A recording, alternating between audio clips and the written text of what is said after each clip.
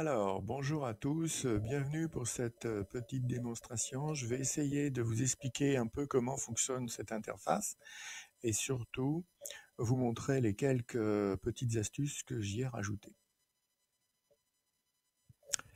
Premièrement, vous pouvez voir ici le petit bouton vert qui apparaît de temps en temps.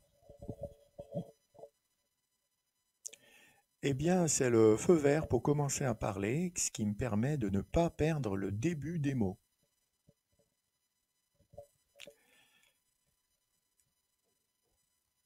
Et vous avez aussi remarqué que pour faire une phrase, je fais un petit silence de d'1 à 2 secondes,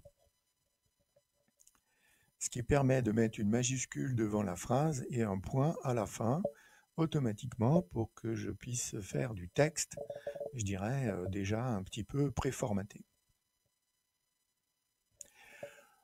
Vous avez peut-être aussi remarqué que mon environnement sonore est calme. Je n'ai pas la télé allumée, je ne suis pas en train de discuter avec 3 personnes, donc on est dans une situation optimum pour faire une démonstration.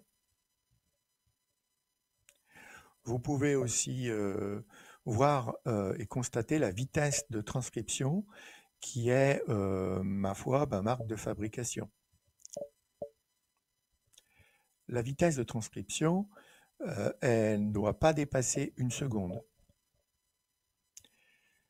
Entre l'audio qui arrive à votre cerveau et l'écriture qui s'affiche à l'écran ne doit pas dépasser un délai d'1 seconde, quelle que soit la distance. À partir du moment où je parle à Lyon et le lecteur se trouve en Australie, il faut que tout se passe dans la seconde. Alors c'est un défi technique important, bien sûr. Les autres solutions, je vous propose de les tester. Il y en a beaucoup et j'espère que cette caractéristique technique fera la différence. Une question aussi qui revient souvent, c'est quelle est la qualité de la transcription que vous proposez? Eh bien, la qualité, vous la voyez à l'écran. Soit vous avez compris ce que je dis en enlevant complètement le son, et la qualité est correcte. Soit vous êtes prof de français, vous ne supportez pas les fautes d'orthographe, vous ne voulez pas absolument une solution, vous cherchez une solution 100% fiable, eh bien à ce moment-là, je ne peux pas vous garantir que cette solution est 100% fiable. Elle est fiable, je dirais, je suis à peu près à 96% de mots corrects.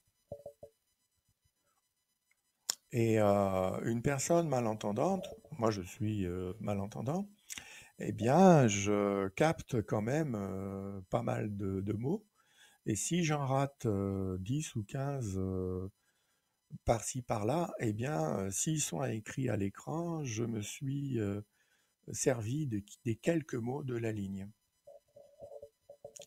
Et s'il en manque, eh bien ma foi, je suis dans une situation un petit peu intermédiaire.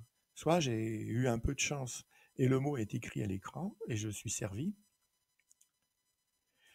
soit j'ai pas beaucoup de chance et le mot qui a été mal transcrit, malheureusement, c'est aussi le mot que je n'ai pas compris. C'est un petit peu comme si vous aviez plusieurs tranches de gruyère que vous mettiez l'une face à l'autre. À un moment donné, il est possible qu'il y ait un trou qui passe à travers les 3 tranches. Vous avez aussi remarqué qu'il y a un scrolling donc fin d'écran qui me permet de ne pas toucher l'écran. Donc je dicte simplement et je dirais le texte s'affiche à l'écran. Imaginez que je sois dans une réunion d'association avec une ou deux personnes malentendantes ou sourdes profondes, eh bien elles auraient à l'écran ce que vous voyez. Alors, je pourrais recommencer la vidéo jusqu'à ce que ce soit parfait. C'est pas mon objectif. Toutes les erreurs que vous voyez à l'écran, vous les aurez aussi dans la vie courante. Donc, c'est pas la peine de corriger, de refaire des vidéos jusqu'à ce que ce soit parfait. Je voulais vous montrer non seulement la vitesse, mais aussi le fonctionnement un petit peu, je dirais, nominal de cette interface. Alors, cette interface, je l'ai appelée public et elle restera gratuite autant que je puisse payer les frais de Google Cloud. Alors, Google Cloud offre des quotas gratuits, donc tant qu'on reste dans le gratuit, eh bien, ma foi, je n'ai pas trop de frais. Et si on dépasse les quotas, eh bien, il va falloir que je trouve une solution. C'est pour ça d'ailleurs que je concours au concours donc Aviva la fabrique pour que je puisse avoir un budget pour fonctionner. Voilà, donc la démonstration d'introduction est terminée. Maintenant, je vais vous montrer le deuxième produit, ou la deuxième interface, pardon. Donc la deuxième interface se nomme ERP, et elle se nomme ERP pour établissement recevant du public. Alors lorsqu'il y a une erreur à l'écran, je n'ai pas la possibilité de modifier le texte saisi. Je vous rappelle que cette interface est gratuite. Donc il faut bien que je puisse augmenter les fonctionnalités pour pouvoir éventuellement financer tous les autres projets que j'aimerais réaliser. Voilà, donc fin de cette introduction. À tout de suite pour la deuxième vidéo qui va vous présenter ERP.